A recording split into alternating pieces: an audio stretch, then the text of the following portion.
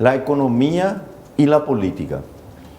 Y se dice, y con razón, que la escasez es la primera ley de la economía, es decir, las necesidades siempre son inmensas y los recursos siempre son pocos. Esa es la primera ley prácticamente de la economía. La primera ley de la política es violar esa primera ley de la economía.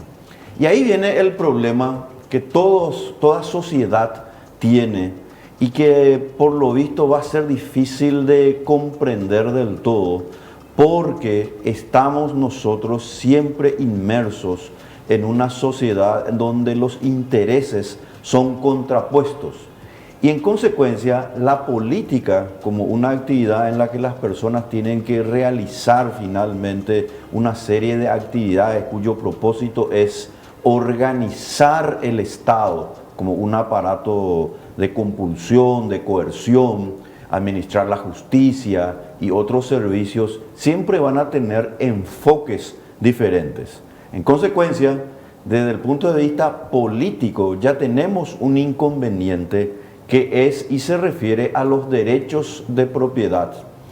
En la política, como se administran recursos de los demás, y me refiero desde luego del punto de vista del Estado, la tendencia, los incentivos que tienen los políticos y los funcionarios no es precisamente la misma tendencia o los mismos incentivos que tiene una persona de precisamente resguardar y cuidar sus recursos.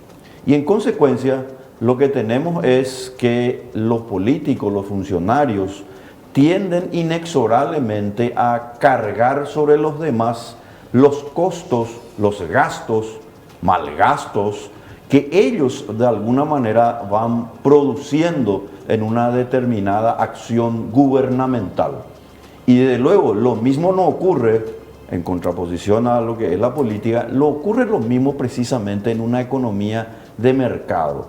En una economía de mercado, ciertamente, que está sujeta también a errores, algún problema que tenga un producto o un servicio es cargado sobre los dueños, los gerentes, los accionistas, los propietarios de las empresas.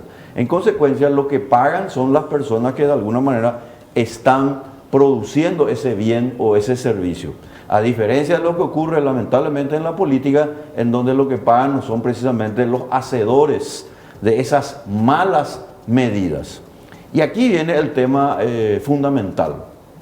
Un premio Nobel de Economía, Ronald Coase, llegó a estudiar justamente cómo la política lo que hace es ir destruyendo lamentablemente las instituciones que no siempre son fáciles de construir. Y para no tener que irnos, digamos, a ejemplos internacionales, vamos a irnos a ejemplos así bien nuestros.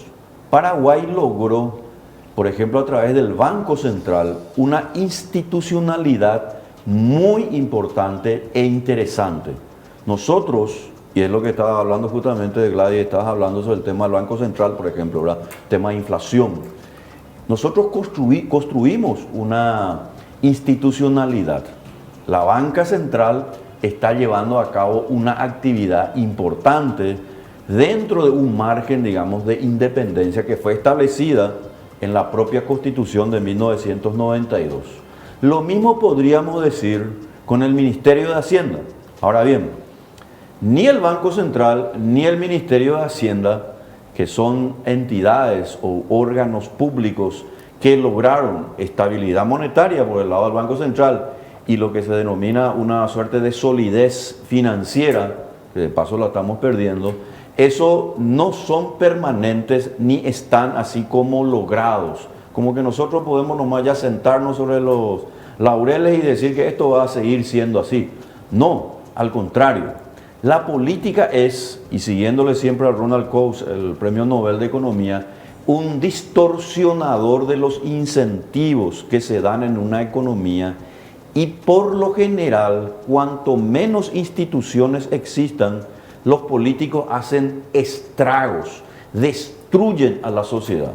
Y ahí es donde la democracia se convierte muchas veces también en un problema. Porque sabemos, la democracia nace en Grecia hace miles de años y su propósito fue el gobierno del pueblo para que las personas podamos elegir a nuestras autoridades y controlarlas.